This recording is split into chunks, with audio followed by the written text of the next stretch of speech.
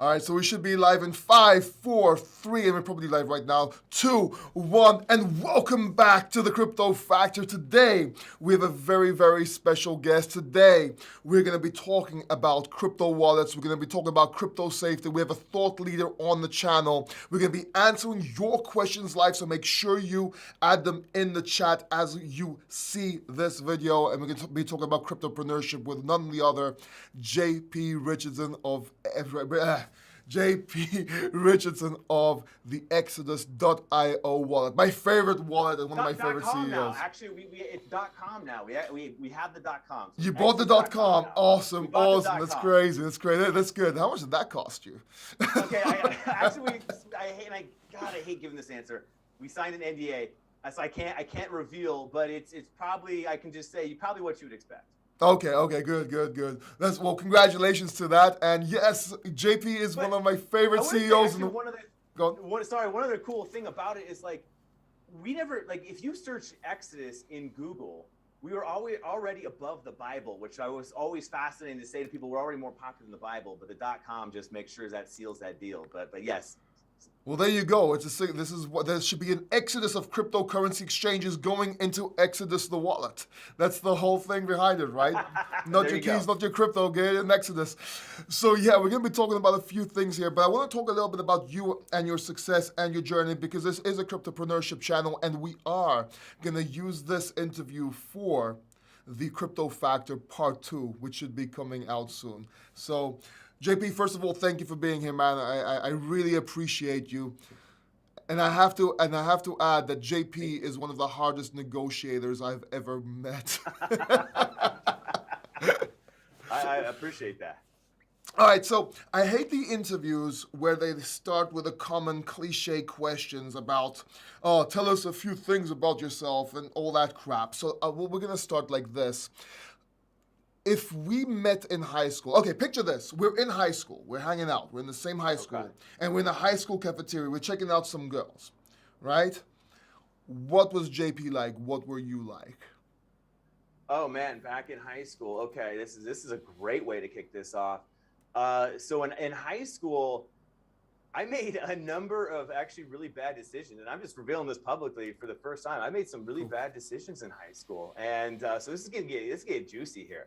So I mean, definitely into a lot of partying, and I had this I already discovered this moment in time that I loved writing software. I was that sometimes that kid that liked the party, but also there was at times where it was maybe a Saturday night, and I'd be like, you know what, I'm going to stay away from the party. I'm going to sit down and write some code.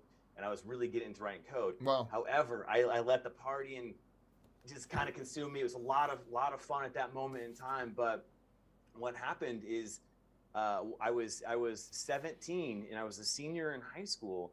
And this was about September, October. And I found out that my girlfriend at the time was pregnant. Oh, wow. I'm like, this is getting, I told you it's getting juicy. I'm like, this is going to change my life. This is going to change my life in such a way that I'm not going to be able to do what I want to do. I'm not going to be able to live my dreams, my future, everything. And lo and behold, the story actually turns out very positively, because I can say that my son today is 20 years old. Same girlfriend? From back then? No, we're not. No, we're not together. But my son, he's 20 years old, and he's got a full ride scholarship to the university, and he's so big into lifting and fitness. But yeah, if you roll back to that time in high school, I was a much different person and consumed in the wrong activities. But I'll tell you what, that moment where I discovered that my girlfriend was going to be pregnant, that changed my life for the positive, and I cleaned things up and went on the right path. Wow. Okay. So that made you think. That's how can I provide? How can I continue my life? What's going to happen? And what happened after? What did you do? You got another pregnant, and now it's your son. Yes. So along the way, I mean, it was an absolute struggle. I mean, it was an absolute struggle. I remember back, I was in college, and I was studying computer engineering, electrical engineering, but I was terrible with money, just terrible with finances. I would get credit cards, and I would just, swipe, and the bills would come. I would throw them in the corner, and just think that they're gonna go away. And so I had to kind of learn how to actually take care of myself. And that was just it was a transition, but it was a transition into the right path. But I ended up graduating the university and cleaned up all the debt that I had. This was back about 2006, and that's where the story continued. So you did that, and you were programming from a young age. What kind of things were you programming, JP? I was really interested in like low-level assembly style programming. Okay. And I was interested in that for a couple of reasons, both for kind of like the efficiency of what it provides, but I was also really interested in the reverse engineering world. Mm-hmm. So there was this whole world of people that what they would do is they would download like games or software, and they would actually build what they would call a key gen, right? And so what that would allow you to do is you'd be able to pirate software, and you'd be able to create keys and stuff for that software. Now, I never actually did any of that, the piracy or anything like that, or actually created those key gens. I was just fascinated with how that whole world worked of deconstructing software and reverse engineering software and getting into the lower level of software. So that's where I really got my start on. Awesome. Now, I'm going to do something a bit different right now. I'm going to have to check if this live stream is working. So if you're watching right now, if you can just tell me if the live stream is working, if the sound is sounding okay, because this is just how you get professional here. But let me just open. And I got a new microphone too, and so maybe my microphone sounds like shit. I would love that. No, I can hear you well. It's just I want to make sure that people can see us. Let me just open up a tab right here quick, go to YouTube. Yeah, no problem. And that's fine. People can like, and if you're watching this, please like if you like embarrassing moments about YouTube, YouTube influencers or YouTube people talking live and then realizing they might not be live and so on. So it looks like we are live, and let me just load this up. Yep, we are good. We are good. So okay, we can continue the interview. I just wanted to make sure, we don't do like an hour and a half, and then suddenly it's like, oh shit, we gotta do this again. Oh man, yeah, it's happened. Forgot to press the record button. It's happened. It has happened, JP. It has happened. All right. So what happened after? So you finished university, right? And you got into let's skip a few chapters. How did Exodus start? How did the whole Exodus wallet start? Or even no, my bad. How did you get into crypto? Okay, great question. So it was 2011, and I was already interested in business and building a business, and I had moonlighted a number of startups at this moment in time. And I wanted to create a startup where I could just sell like digital goods online, whether it was data or whatever digital good it was. And I started looking in and doing research like, well, how can I accept payments? And so I started looking at like the PayPal APIs and the PayPal documentation, all sorts of things. I'm like, oh my God, I have to actually sign up for these accounts. I have to ask for approval. I have to wait for weeks and weeks to get approved before I can actually start accepting a fucking payment online. And I thought that was crazy, because when writing software, in deploying software, it's just you write it, you build it, and you deploy it, and you control that entire process. And so I really yearned for that control. And I was like, there's got to be a better way. There's got to be something out there. And so I started searching around. I'm like, and I discovered Bitcoin. I'm like, oh, whoa, wait a second. You're telling me that I can put an address on my website and I can just start accepting value from anywhere in the world and start selling goods in that manner? This is game changing. This is something entirely game changing. So that's what started me down the rabbit hole. And I quickly discovered that Bitcoin at this moment in time was very difficult to use. It was not user friendly. Like this whole notion of addresses, and we can talk about this later in this interview, but the whole notion of addresses for the mainstream, it's confusing. It's like it'd be like going to Google, instead of typing google.com, you type in the IP address. That's crazy. It's absolutely crazy. And so I was really passionate about these usability problems, and that's kind of where things started. Got it. And what I'm going to do now, I'm going to put ask questions for JP of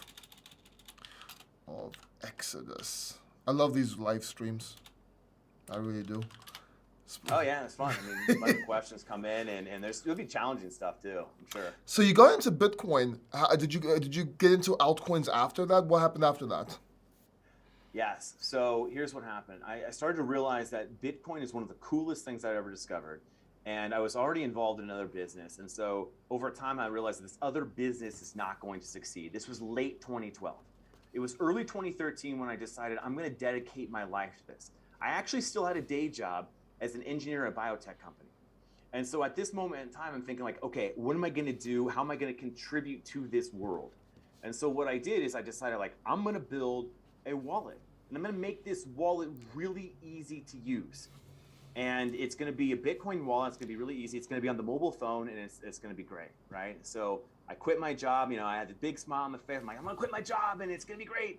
And I had some savings, and the wallet's name was Coinbolt. And so if you go Google Coinbolt, you're going to see where this story turns, because you'll see the wallet. And the one of the stories I have about this is it was 2014.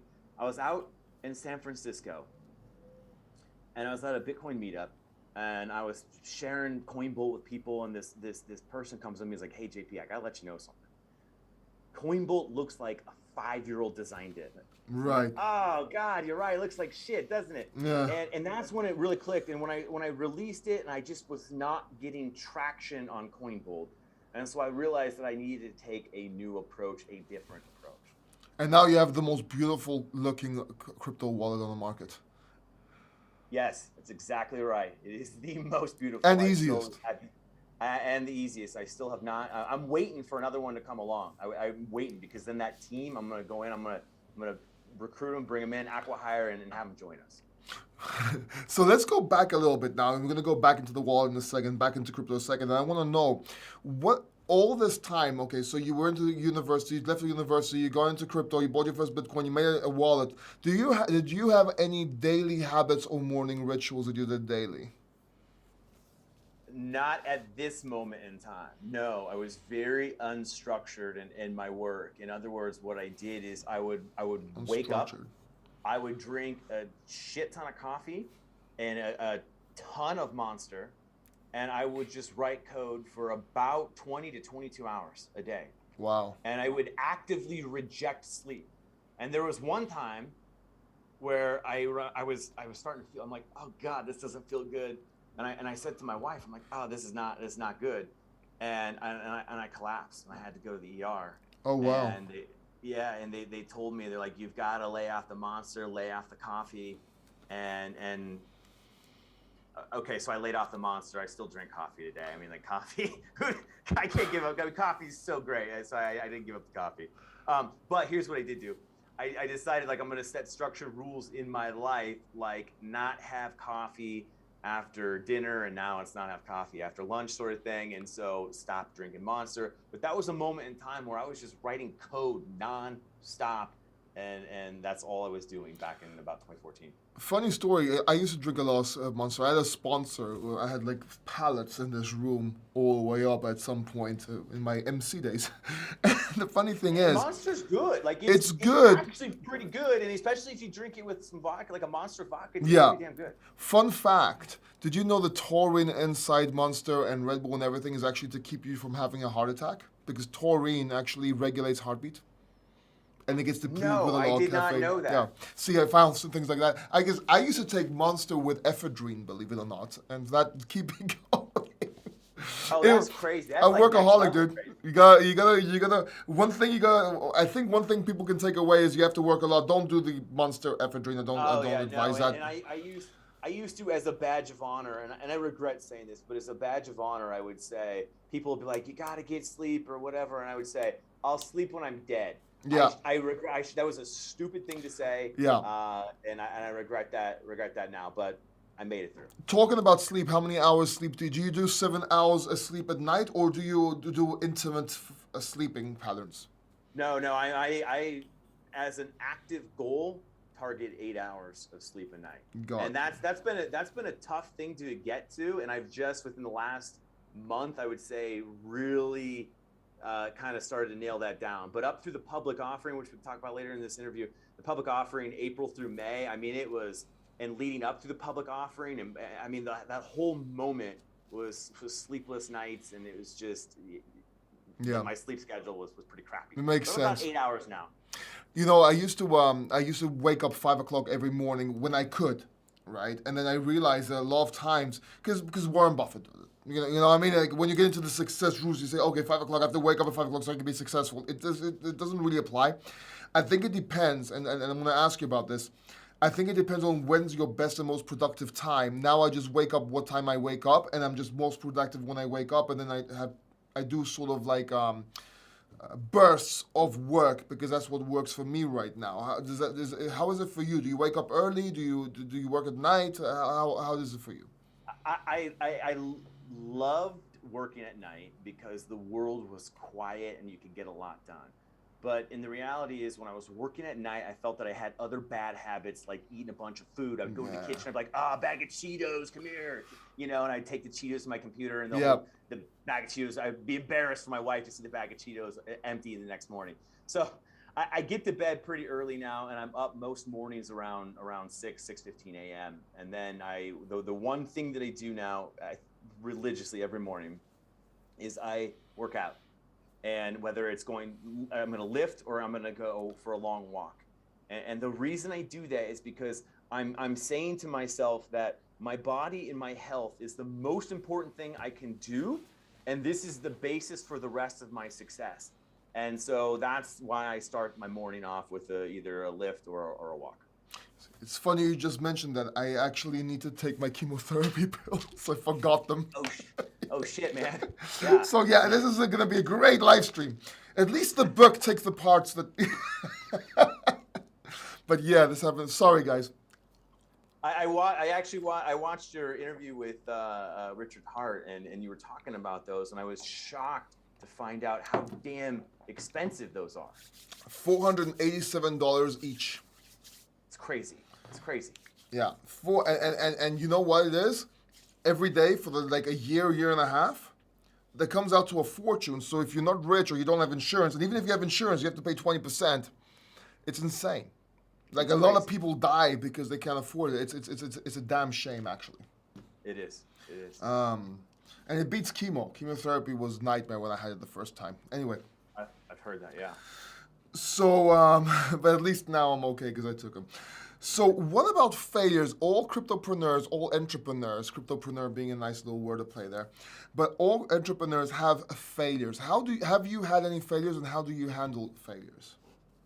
Oh God. So yes, and one that stands out is one of the most pivotal moments is the idea for Exodus came about in about 2015. But I myself, and I met my co-founder Daniel because he is the design expert of Exodus, and so I met him and we teamed up.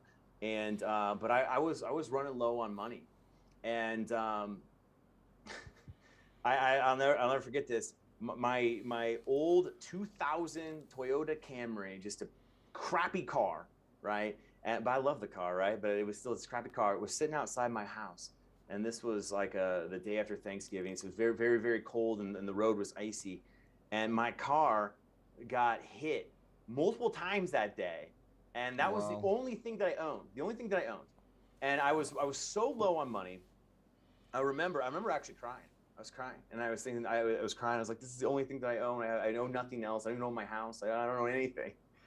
And it is the way this turned out, though, is that my car got totaled. It was still drivable. So I'm driving this real shitty car, but that's now even shittier because it's all beat up. But it got totaled. And the insurance company actually wrote me a check. Oh, wow. And so that check, because the car got totaled, that check gave me enough runway to survive. Wow. And so the big key for me when it comes to failures is it's all about perseverance, right? And just moving forward, right? If you have a big picture, big vision, and never giving up on that vision, never quitting on that vision, and just sticking with the perseverance, that has always served me well. And that's how I get through the failures. That's crazy. I remember when I was in MC, it was funny.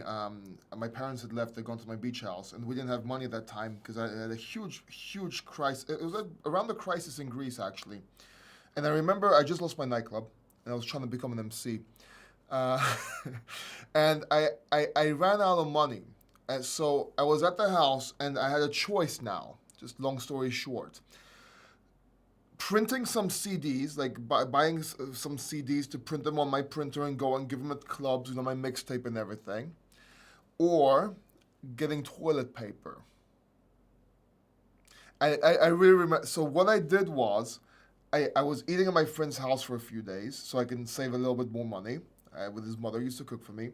I printed the CDs, and we had these. I know you did the CDs. Yeah, and we had little You tissues. can always borrow toilet paper. Yeah, we had little tissues. So I had to use those for I think a week. Before I went out to buy toilet paper, and I know toilet paper is cheap, but it wasn't just toilet. It was like, okay, but you know what I mean. It was a choice, and yeah, I actually, in the long run, I became pretty known as an MC, worked around Europe and so on. But yeah, it takes a lot of sacrifice and a lot of keep on moving forward, no matter what is going on, and your level of what's gonna happen to you varies. You might have something really big, or you might be medium, but you have to keep on going on. And at that point, it just feels like it's the biggest thing to you. And not only that, but it also say that there are, like you mentioned the sacrifices, but a lot of people don't realize, like, especially through my late 20s and early 30s, that, a lot of social activities come up. Like, hey, JP, do you want to go bowling, or do you want to go on this trip, or whatever it is? And like, no. And occasionally, yeah, you do some things, and especially I would prioritize my family. But for the vision that I had and the world that I wanted to create, I couldn't stop. It's too important to stop. A lot of people think that, and this is a good question for you. A lot of people think you have to have certain traits or certain characteristics that you get when you become a millionaire or multimillionaire, in your case. I would assume with Exodus, maybe even more. But I think it's not the money that makes you have these traits after. It's the traits that help you get the money, or the success in this case. Does that make sense? Yes. So there must be some habits involved. So what are these success habits that you have? There must be some habits that you have that people might make fun of you for them, or maybe I have my girlfriend hates me for a couple of mine. But what are these success habits that you have? The biggest one is the relentless amount of work put in the early days, right? Like, I remember reading. It was, I take a lot of inspiration probably from Paul Graham. A lot of people probably know who Paul Graham is. And if you don't, he is the original founder of Y Combinator, which is the seed incubator for a lot of big tech companies, Airbnb, Coinbase, a lot of big tech companies, right? And so Paul Graham, he's written a number of essays. And there's one essay, I think the essay was called Wealth or Startups. I don't quite remember, but they're both influential. And one of the things that he said in that essay, he said that if you say an average person works, like, say, roughly 40 hours a week, right? And if you can find a way to work about 80 hours a week, you can work, essentially twice as fast as an average person. And what that does for you is it gives you a head start. You learn faster, right? And you can make faster decisions. And that head start can actually get your business off the ground faster than how everybody else is working. And so that relentless amount of work in the early days is something that I did. And like I said, I was coding 20, 22 hours a day. Wow. And that was one of the things I did in the early days. In addition to that, like I said, the perseverance is critical. I mean, and just not giving up. And then there's the willingness to take risk. Like, see, I thrive in an environment where there's risk. Not that I want risk, but I'm not afraid of risk. Because from my view, I always ask myself, what is the worst that can happen, right? And if the worst that can happen, if you're going to go quit your job and start a company, start a business, the worst that happens is you fail at the business, and then you just go get another job, right? Yeah. Not a big deal. You just go get another job. It's not a problem, right? And then maybe you kind of rethink about things and you start again in the future, right? And so I think that willingness to take risk is absolutely critical. But those are the three things that really stand out. Right, and right there, I'm gonna make a little clarification here. Taking big risk and taking risk does not mean you go dump all your money into safe moon or some shit like that. No. I think you want to take calculated risks. You definitely don't want to be reckless in any regards, but you take calculated risks, and Business I always risks. ask, what's the worst going to happen? You can invest in crypto, do your research, but and no one knows how to do their research, by the way. I figured out that everyone says do your own research. It's mostly a cop-out. No one really exactly knows. what it is. To cover their own ass on something Exactly. they just gave. And, and no one knows how to do their own research. So maybe we can talk about that in a second. But Okay. yeah, it's calculated risk for business, I would put, or maybe, okay, you take some risk for assets like Bitcoin could be one of them, right? But do you have any advice that you want to give or can give to cryptopreneurs or aspiring cryptopreneurs right now in crypto? Yes, just start. Just start. Don't overthink it, just start. See, a lot of people will sit and they're going to start thinking about what is the perfect idea, right? And then you spend months and months and months and there's a bunch of paralysis on finding the perfect idea. Whereas if you just start and start digging in and start creating things and start talking to people and start validating the idea, right? Throw the idea out to people, get people's feedback, and just start. That's what you can do. In addition to that, I think, people will say like, oh, that's already been done before. Well, I don't want to do that because it's already been done before. No, actually, when it's already been done before, that means there's a market. So when I started Coinbolt, how many wallets were there? There were a ton of dozens of wallets, right? And in fact, people I got made fun of for doing Coinbolt. And then when we did Exodus, and we did Exodus on the desktop, we started Exodus on the desktop, right? We did not do a mobile app for years later. And people, oh my gosh, I remember this one investor, I told him about Exodus, and he's like, you don't have a mobile app? He's like, I don't even want to talk to you. I'm not even interested. Wow. But the reality is like, look, we recognize that there's this industry of wallets, and it looked like a saturation to most people that were looking on the outside. But the reality is that there was an industry of wallets, so that proved that there was a market, and that was the key thing. And what do you bring to the table? You bought simplicity, and you bought the beautifulness, or beauty, for lack of better terms, of Exodus. So what is your key angle? What are you competing with the rest of the market? Yeah, right? So today it is exactly that. It is this simplicity and ease of use, right? You can download, in addition to that, you can download Exodus on your iPhone. And in most parts of the world, if you have Apple Pay set up, you can have Bitcoin in your wallet in less than 2 minutes. And on top of that, that Bitcoin costs you about $1 in fees. So if you're going to buy $500 worth of Bitcoin, it'll cost you $501, right? And you get $500 worth of Bitcoin, just $1, right? And then you get the Bitcoin. It is the easiest experience to get Bitcoin. In addition to that, if you have problems with Exodus, you write our customer support, and we will help you out. Most likely, it'll be in less than 10 minutes. You'll get a response for us in less than 10 minutes. I've actually have experience with this. It is. It was 15 that's minutes, awesome. but yeah, Okay, a couple of that's times, awesome. yes. Oh, that's right. I think I remember you had shared that. Yeah. So, and most crypto companies that you write to, it'll take weeks. There's one exchange that I wrote to, and it took them a month and a half to respond to. A month and a half. That is crazy for an industry that so desperately wants to help the mainstream. To expect that the mainstream's going to wait a month and a half, that's nuts.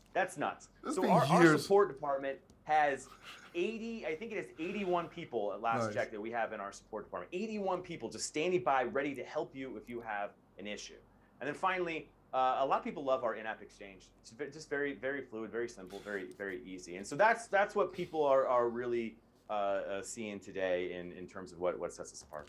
I actually use your in-app exchange almost weekly because I swing trade. I have my trading accounts on exchanges, but I have my mid to semi-long hodl position on Exodus, and I use it all the time. We're going to be talking about those fees later, though. Okay. But here's the question. So how do you research? How do you do your own research when it comes to cryptocurrency? Because this is something a lot of people don't know. We mentioned this earlier on, and this interview may look like it's going everywhere, but it's all going to be put down into the book in order. But how would someone do their own research? I already mentioned VRIN score. how to do your VRIN score for a company and also yourself. But what do you look at for a cryptocurrency? Oh, you're saying if I wanted to buy a crypto, yes, a crypto asset, you're saying what would I do? Yes, for research? Yes. Okay, so here's where I would start. I would start watching YouTube videos actually, and the Crypto Factor, of course. Yeah, there you go. Crypto. I watched Crypto Factor. Yes, great example. And here's an example of this right now. I'm very interested in Luna. I have not personally purchased any Luna yet. Because I say yet because I intend to, but I still want to fully understand the mechanics of it. So I've watched a number of Luna videos, and there's a number of people online doing a bunch of Luna overview of the Anchor protocol and the Chai app and all this stuff, and it's just fascinating. So I start with watching YouTube videos, and then I'll go to Reddit as well, and the assets subreddit, and just kind of see what people are talking about. I think our cryptocurrency, also Reddit, the subreddit cryptocurrency, is a good source because that's a bunch of people that are just interested in cryptocurrency, and then you'll have people that hate that particular asset and they'll give criticisms on those assets.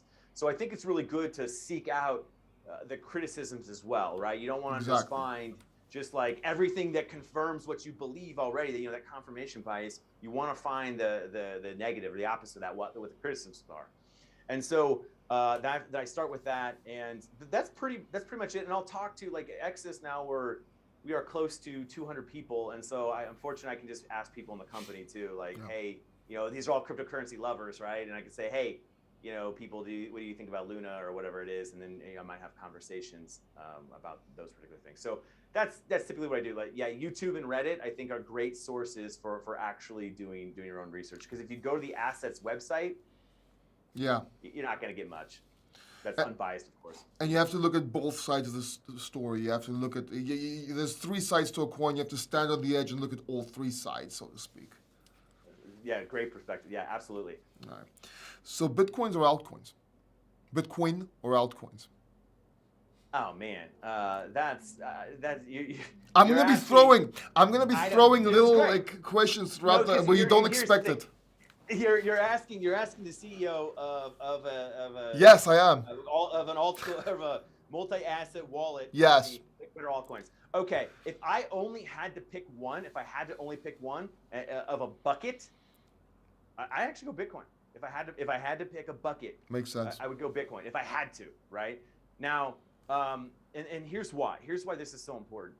Bitcoin is the only cryptocurrency out there that I see as being 100% predictable in the future in terms of its emission rate. In other words, how much Bitcoins are produced per year, right? It's predictable. It's fought off so many attacks now with all the criticism and the hard forks, and you know, the SegWit debacle or SegWit 2x debacle back in 2017, right? And a lot of people were well intentioned, and so I'm not a Bitcoin maxi by any means. But I have a deep love for Bitcoin, and I see a future for it. And I think, again, if I had to pick one asset, just to put my money in one asset, only one or one class, I would say all Bitcoin. And in the innovation of Lightning Network now is just moving so quickly. Bitcoin DeFi is starting to really pick up pace. But I still love altcoins though. So like that question sucks because I still love a lot of altcoins. I'm gonna be doing these little small questions throughout when you least expect them. But that was a really good answer though. That was a great answer. So let's talk a little bit about Exodus. And you recently had a public offering. All right. Why don't we start with the Exodus wallet? Just a rundown of what the Exodus wallet, what it is, and then we can talk about the public offering and a few more things. Cool. Okay. So Exodus is the most beautiful, easy to use software to manage a portfolio of cryptocurrency, and 1.75 million people trust Exodus to send, receive, and in exchange their cryptocurrency. And so that's in a nutshell what Exodus is. And I remember at some point there was one, because I like talking about everything, there was one thing going around where there was something in the email where it could have been a sort of gateway to get hacked. But that was taken care of, I think, right? I'm guessing what that's referring to is, so we used to have a mechanism where we call it the backup link. Yeah, I remember that. And that's probably what that's referring to. It is. And the creation of this was so that people would not have to remember their 12-word phrases if they didn't want to. Now you can write it down or remember it, but if you're writing it down on a piece of paper and your house burns down or whatever, you're going to be out your money. And so I wanted a secure and easy way to use to basically help people be able to recover their funds. And so that's what we created. And what we found is that it was secured by basically people put a password in, right? It was secured by a password. The unfortunate reality with human nature is that people will often choose the same passwords that they do. Like, so say, maybe your email account, people might choose the same password for that. And so that just posed risks for us and risks for our customers. And so we ultimately ended that back in, I want to say we ended that back in 2018 or so. So it's been a long time since that's been around. So how safe is Exodus? Unbiased as possible. I know I'm asking, obviously, the CEO of Exodus. Not gonna... Yeah, I mean, I can't be unbiased on that, but I can tell you that I personally, I use it to store a lot of money, so I find it very safe. And a lot of, like I said, 1.75 million of our customers trust Exodus to keep it safe.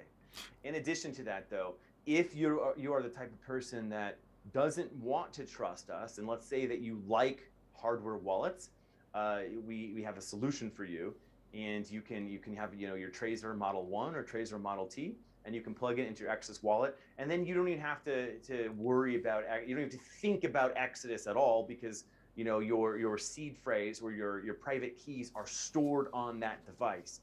And so that provides an option for a lot of people that just really want that extra level of security, and a lot of people really love that. Are you planning to add a version for Ledger Nano? No, we have no plans to add Ledger Nano at this time.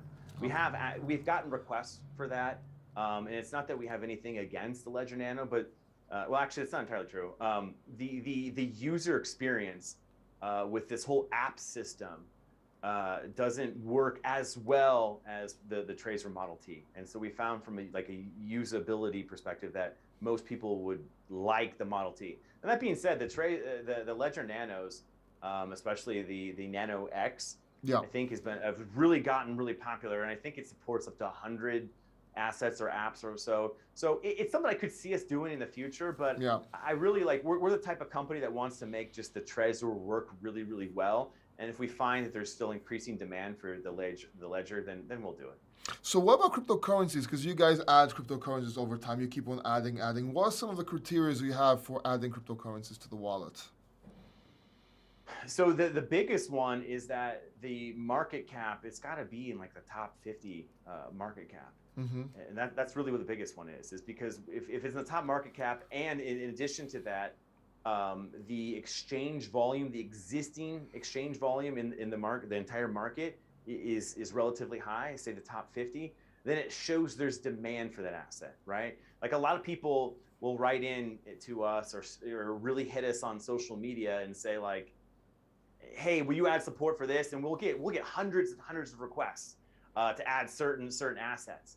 And I see them, and actually I probably shouldn't have said that because I'm probably gonna get bombed now.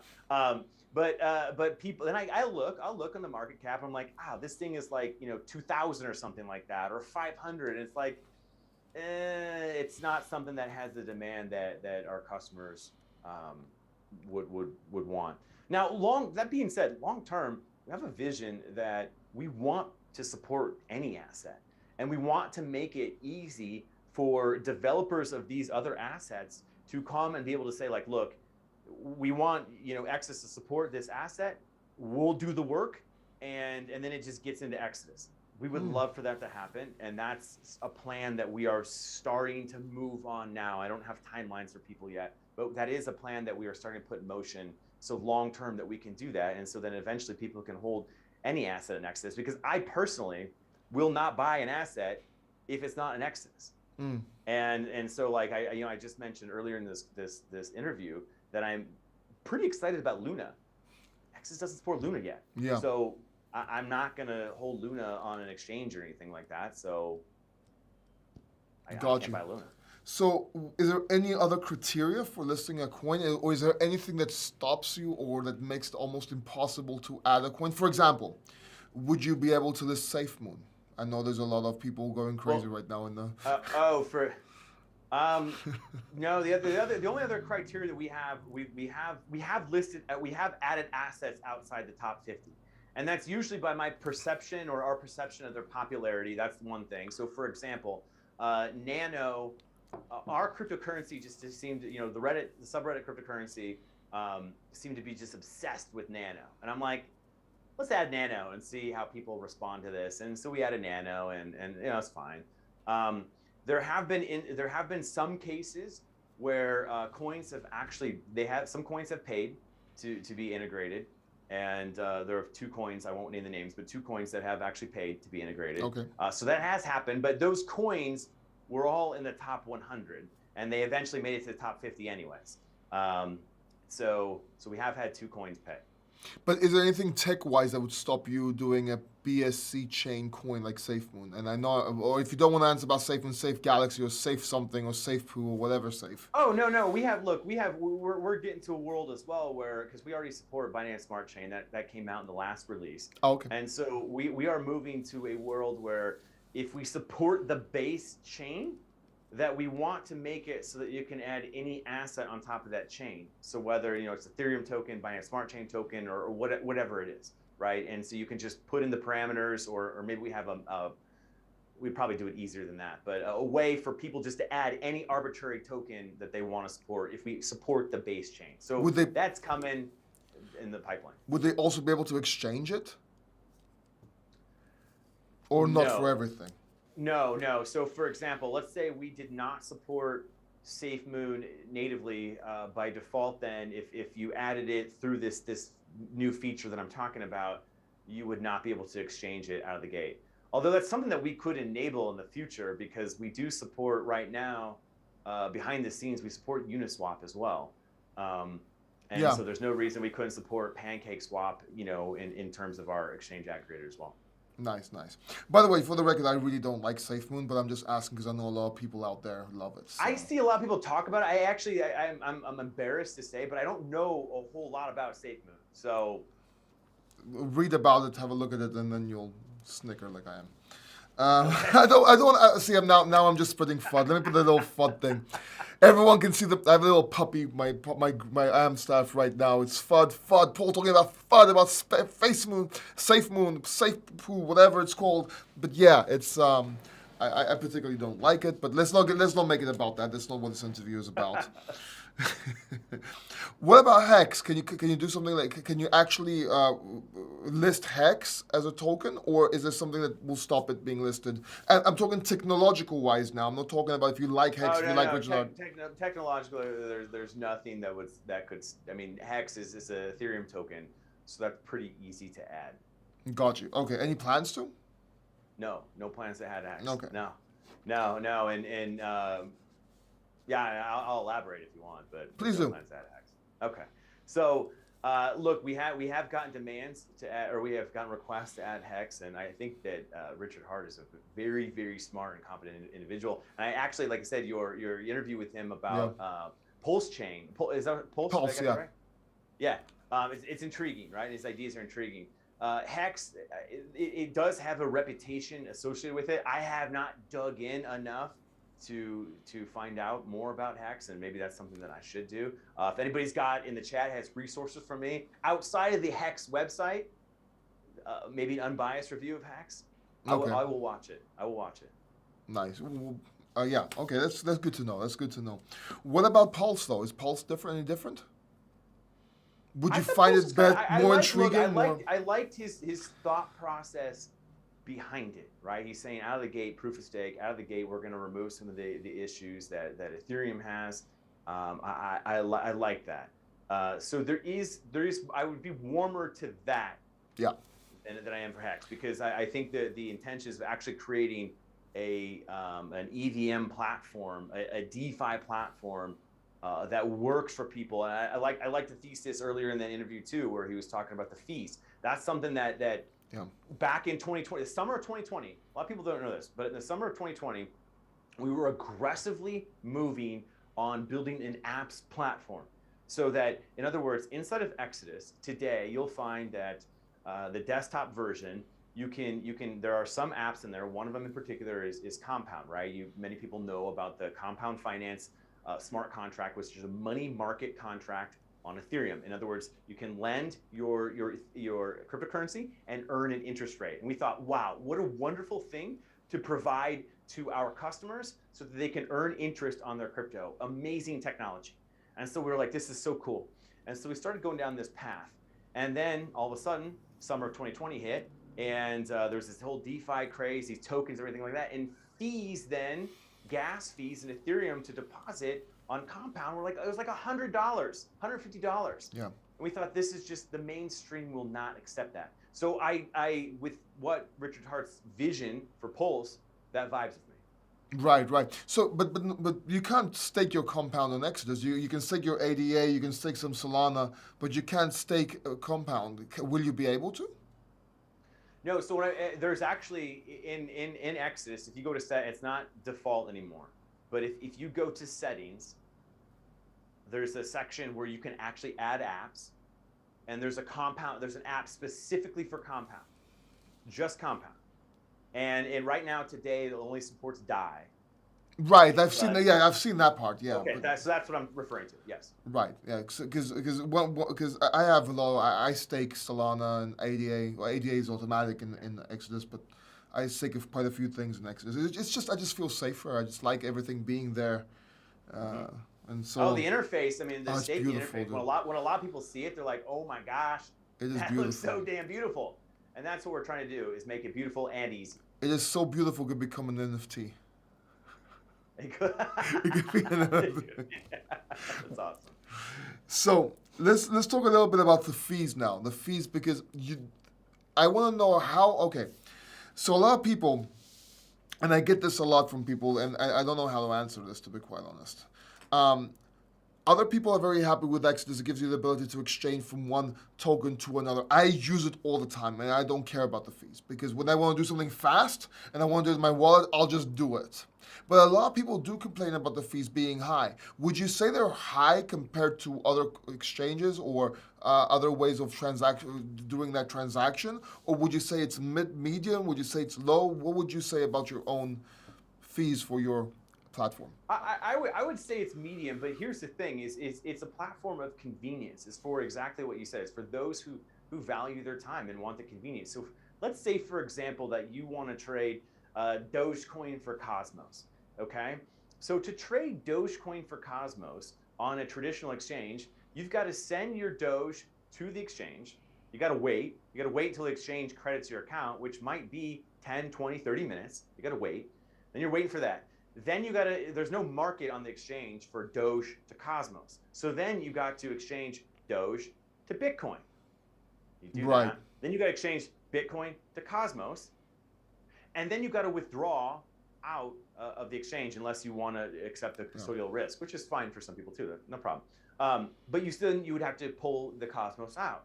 And so the time to do all that and the fees associated with the exchange withdrawal fee, the two exchanges that you have to do, those do add up. And I don't think that people take that as much into consideration. And so for us, we have more than 10,000 pairs to trade on our platform, more than any other exchange in the world.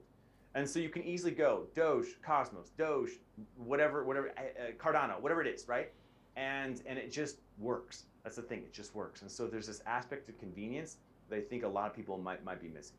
Right, but and that's okay too. And if somebody wants to do that with the exchange, the cool thing is just don't use the Exodus exchange.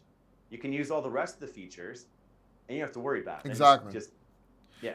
Now, here's another question. Let's say I want to exchange my Bitcoin for, I don't know, Litecoin, Doge, whatever. I click the button. Which is that the exact? It comes after half an hour, whatever, or 20 minutes, depends. Is that the last exchange price that I see, or can that change during that 20 minutes or 15 minutes I have to wait? No, so here's what happens is, so the way this all works is it's an exchange aggregator, really is what it is. It's not, this isn't being fulfilled by us. Gotcha. This is actually being fulfilled by our partners. Decred. Our API providers is what we call. And so these companies, what they're doing is we are choosing the one that's typically the best price and best fulfillment time, but it typically comes down to price. And so we have 8 of them. And so we're like, okay, this one has the best price, so this one is going to service, Ethereum to Doge or whatever it is. And once you press the exchange button, you'll be shown the price. The price at that moment locks in. And so if it takes 30, 40 minutes, that's the price you will get. And if for some reason you don't get that, then you write us and you let us know. And we will help to work with these partners to make sure that they give you the money there to make sure that it's right. Nice. So if Bitcoin's falling like crazy all of a sudden, and it's just going nuts, you can just click the button, you're getting that price. Right. It's locked in. It's locked in. Perfect. Okay. So let's talk a little bit about public offering, because I actually wanted to join that. I got a little bit confused. I didn't do it, embarrassingly. But let's talk about the public offering. You were the first cryptocurrency platform to offer a public offering, I think, theoretically, or it was the first sort of way. I don't think that got enough press around it, or people know I agree this. with you. I was actually shocked by this, that the idea is that we are a company in the United States going public through the blockchain and using the blockchain as it means to go public, right? That whole notion and the way that we did this has never been done before. Yeah. And so what we did is, so we had the offering, and so it's not all your fault. You said you weren't able to participate. It actually was, we didn't start originally this way, but it got limited to the United States, and actually there were a few states we couldn't even service. Exactly. So the offering was 100% inside of Exodus Wallet, 100% for either Bitcoin, Ethereum, or USDC. So that's the only way that you could participate. This is for a stock offering, SEC qualified. So the regulators reviewed what we were doing, the SEC reviewed what we're doing, and they qualified, which in other words means that they allowed it to happen. It doesn't mean that they just blessed it or sign off it, but it means they allowed it to happen. Like, it's legal for us to do that, right? In addition to that, this was to both accredited investors and non-accredited investors, so the general public. The general public could participate in this offering. And so we were the first company to do this. And so what's going to happen then next is that these shares, the Exodus shares, real equity shares, are going to be digitally represented on the Algorand blockchain, and that will go live in August. That's the time frame, is in August for it to go live. And then the secondary trading on T0 should happen in August as well. So if somebody wants to buy Exodus shares right now, can he, if he's outside of America? No, nobody today, because the offering closed. Right. We use this what's called a Regulation A public offering. That's the way that we did this. It's slightly different than like a initial public offering or IPO S1, but Regulation A is what we did. And so there are some caps. We can only raise $75 million, and then once you hit $75 million, you must stop the offering. However, you can allow it to trade free float trade on the markets. And so, like I said, it will go to T0 is the partner that we're using to trade. Right. And the cool thing is that Regulation A companies can list on the NASDAQ. That is a possibility for Regulation A companies to list on the NASDAQ. Gotcha. Why Algorand? Algorand is an awesome blockchain. So we had a choice. So our other partner that helps to facilitate the back-end cap table management, Securitize, we had very limited choices. And one of those choices was, of course, Ethereum. And mind you, we were originally with Ethereum. We were like, we're just going to do this on Ethereum. It's what everybody knows. It's what everybody understands. So let's just do it on Ethereum. Then we found out to deploy the whole entire smart contracts to support this equity security. was going to cost I think the number was around $8 to $9 million in gas fees. Yeah. Oh, just gas. And so we're like, that's not going to happen at all. That's not going to happen. Oh, it's too much. And we discovered in Securitize, they support Algorand, and we started looking at Algorand. I'm like, oh my gosh, the Algorand blockchain, they understand what it takes to create a fast, scalable layer one. I'm a big fan of Solana as well, but Securitize, they didn't support Solana, but they supported Algorand, and there's a lot of shared vision by both Solana and Algorand in terms of having a scalable layer one. And so that's why we chose Algorand. So do you think so? Algorand and Solana as well also both have a great future.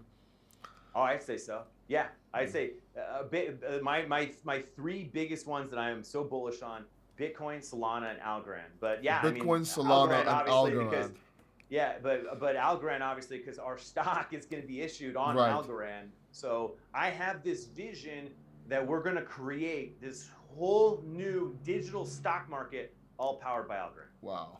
Awesome. That's great. That is awesome, man. That is something to look into. So anybody watching this right now, that is a great giveaway and a great information, if you will, even inside information, but it's not regulated, so it's okay.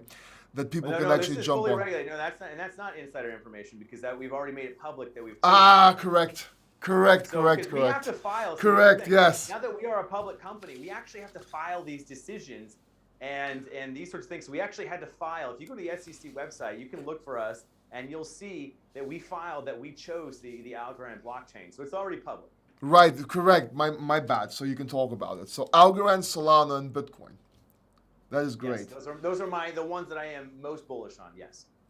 All right. So let's move on to a little bit more about. So what is Exodus going to do now? What are they planning to do? Are they planning to do a debit card or credit, or even better, a credit card?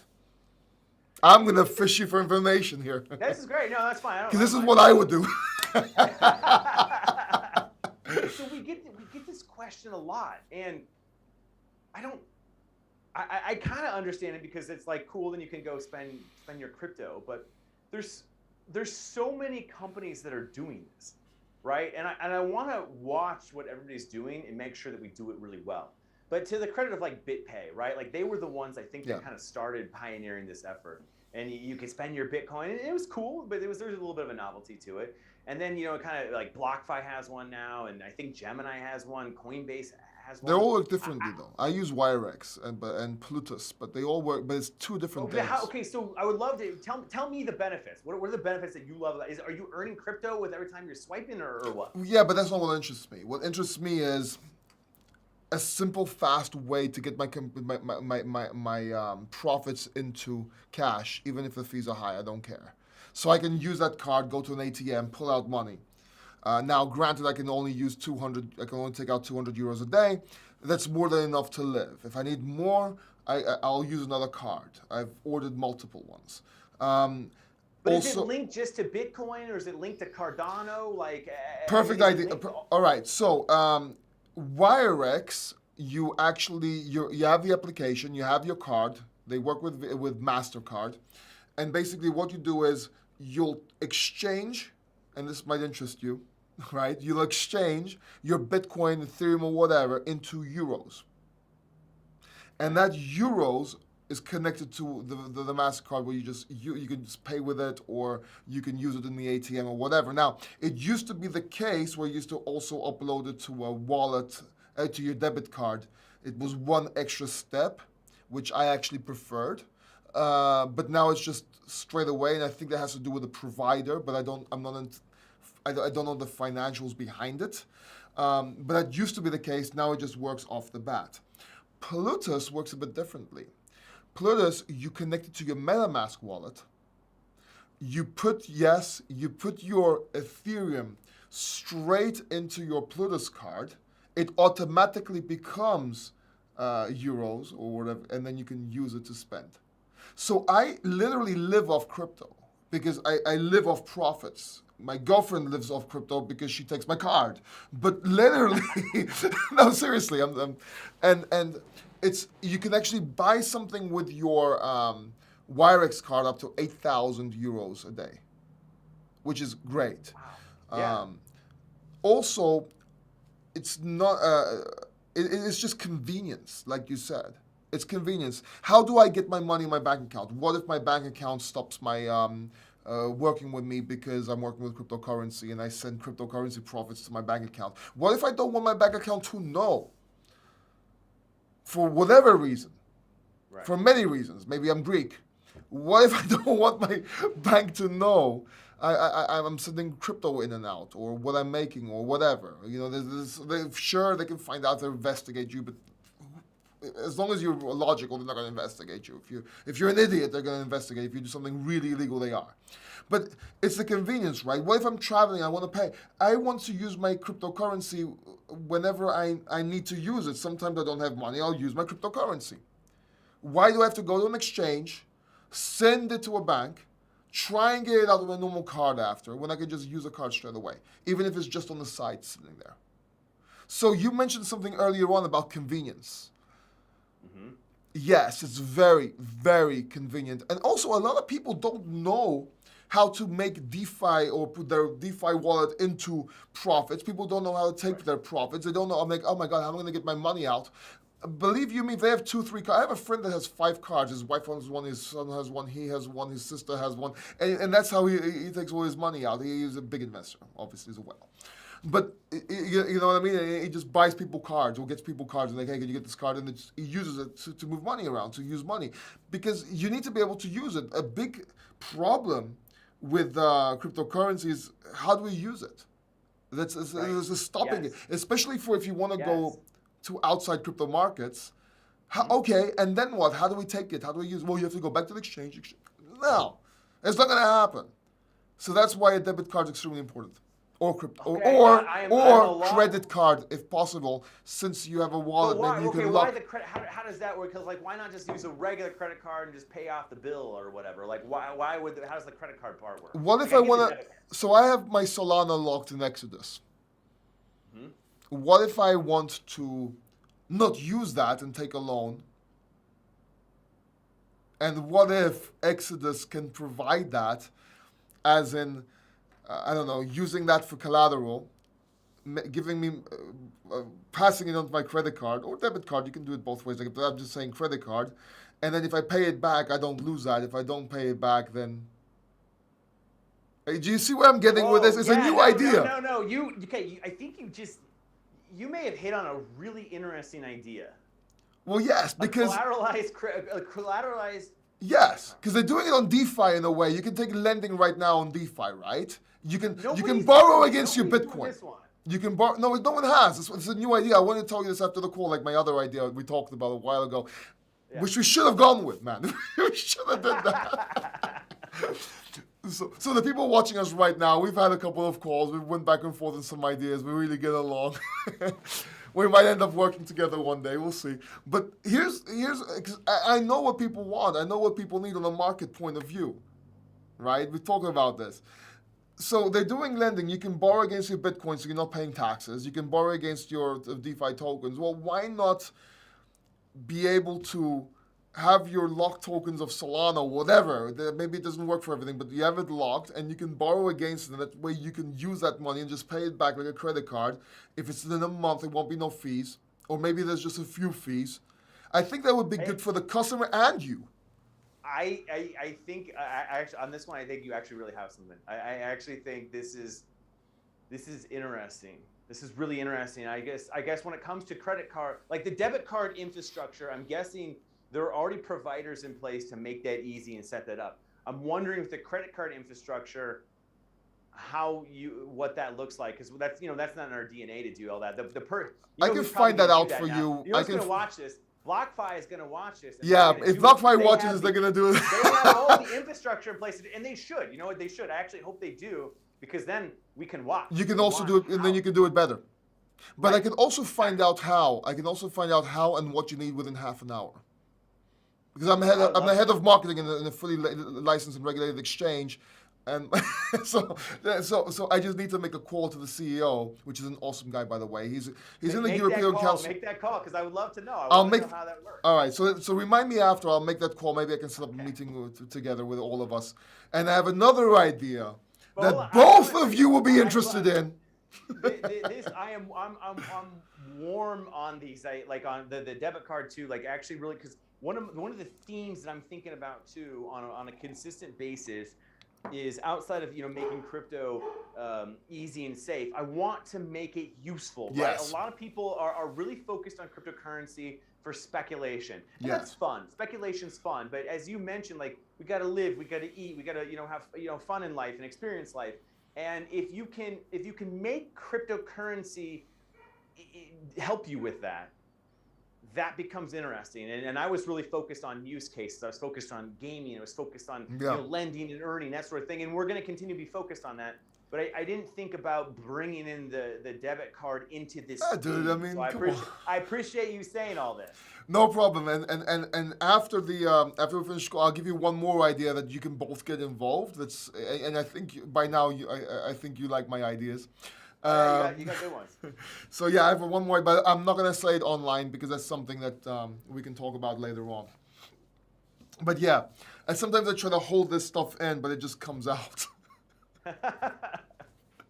But I would have told you. I would have told you privately.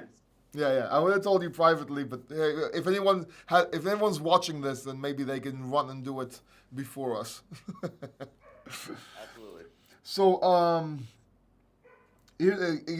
give you an example, and I guess I can say this one as an idea since we're talking about it. This is a cryptopreneurship, so maybe you can tell me your idea on this. I was actually a Decentralized 2019.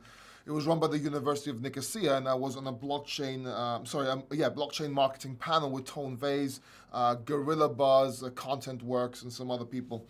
And we were talking about ideas and how to get blockchain and crypto out there. And I like giving ideas where are actually actionable and using things that already exist, because it's trend stacking, market stacking, and so on. And what doesn't exist, for example, for anybody watching here, if they want to do this, is, so you have a YouTube channel, right? And you know those websites where you can make a WordPress website and grab news from different websites and put it on your website, right? Well, there's also good enough AI right now that reads out what the text is. And you can do it normally. It's eerily very close to your voice and everything. And there's also God, I forgot what that's called, but yes, I know what you're talking about. And there's also applications or programs that you can have a cat speaking or somebody speaking or a robot speaking or whatever. So what if we do these are all working, everybody loves these. So what if you do a trend stacking sort of thing, right? And combine an aggregate to pull news, change the words around, because you can do that, right? And then have a robot with your logo on it read out the news for YouTube. And you have daily robot news or daily Doji news automatically on your YouTube channel. And this is one of the ideas I wanted to give you back when we were talking about that thing, but I never got the chance. And this was my idea in 2019, where it will grow your YouTube channel or a new YouTube channel, which will point things to your YouTube channel automatically. YouTubers, crypto YouTubers in general, huge market. There's billions of channels every day, huge amounts of profit with just very small fees, huge demand, zero supply. And the technology already exists, so you can integrate it to combine it and make it. So hold on, like you're saying like a cat with like your voice. Or any voice. It could be a cat voice. Or it could be like, it could be a robot. Tom Hanks or something. It's a cat, but it's Tom Hanks' voice reading like the new, like Elon the crypto Musk, news or whatever news you want. Elon Musk owns Doge or whatever, and Tom Hanks is saying it in a cat's face. It's dated, it's updated, it's recent news, it's fun, it's automated, and it is probably going to be a lot better than anybody else talking about the news live. Okay, so how about test it? Why don't you test it? Just test it. I'm the idea man. I'm giving you the ideas. I can market it. Well, I'm not putting a Tom Hanks cat on the Exodus YouTube channel. No, but what if I'm just giving an idea for people watching this channel right now. But it doesn't have to be a Tom Hanks cat. It can be a voice of anyone. Or it can be a robot. It doesn't have to be a cat. It can be a Dogecoin. It could be the Doge for Doge news. So you can niche it down.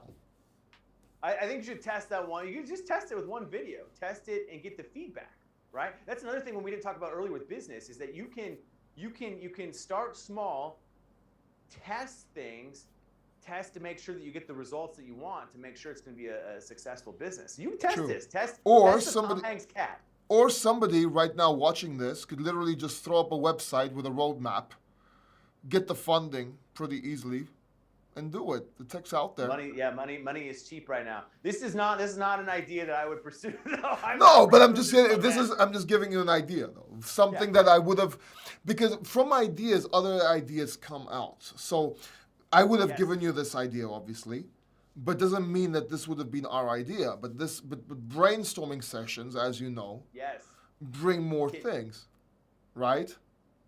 Because there's no ending supply of ideas here. I mean, but the trick is to be able to think of ideas that can be easily done and implemented, and the reason for them being out there. I know there's a market from YouTubers, doesn't have to be crypto YouTubers, that would love this, or channels, or come on, if you could just throw up a landing page about how to grow your channel automated with this new revolutionary idea, blah blah blah. People will come on.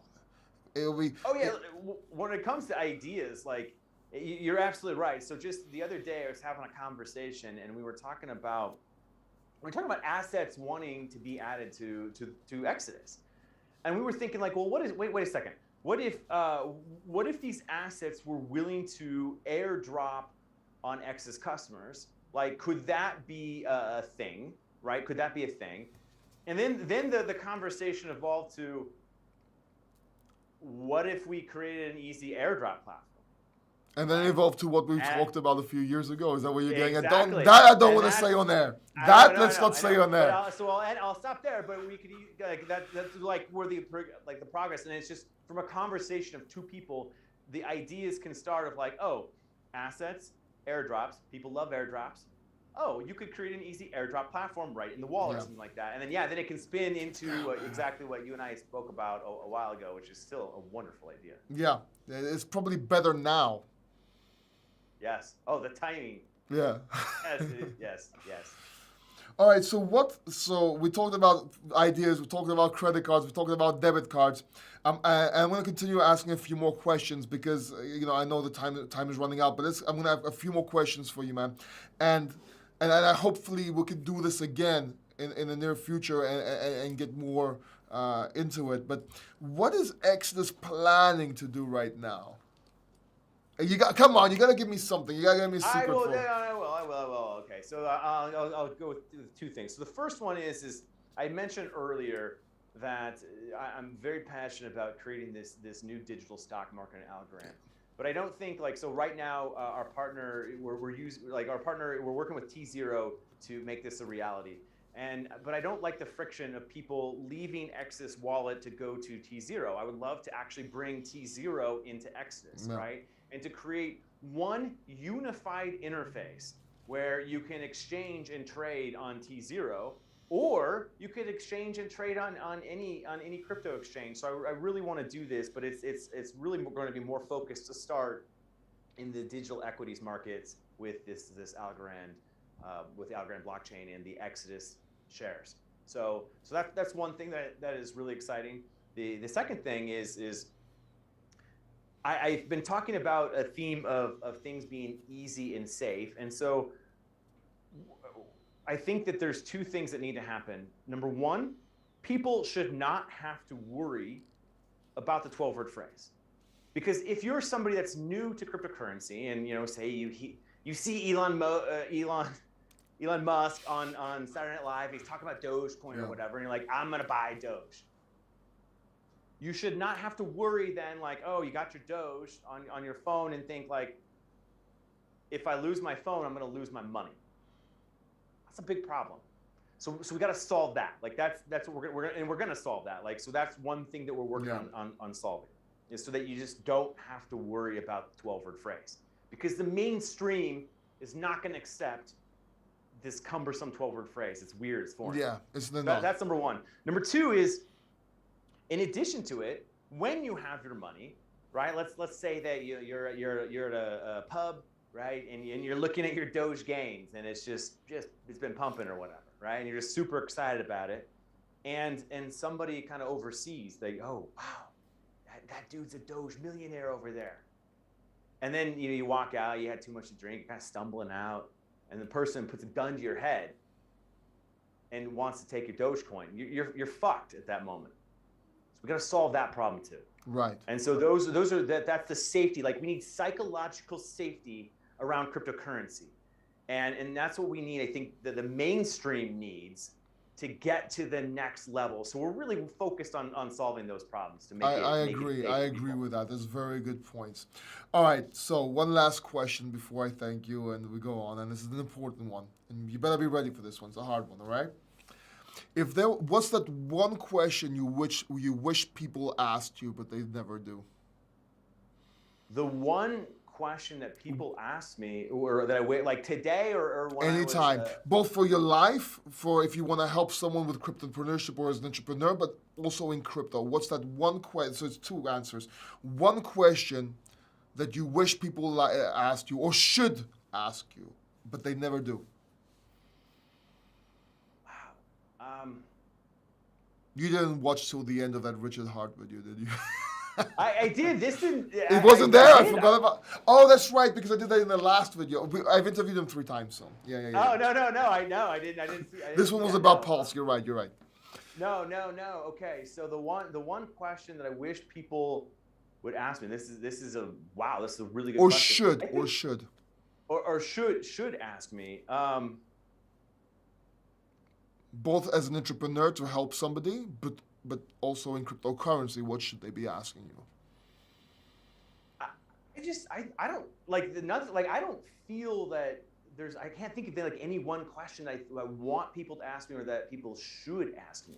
Like, I think in general, people being inquisitive is a good thing, and I think that in general people should be more inquisitive. But I mean, if I really had to get down to it, I have to think that I would say, like, not a lot of people ask about my family.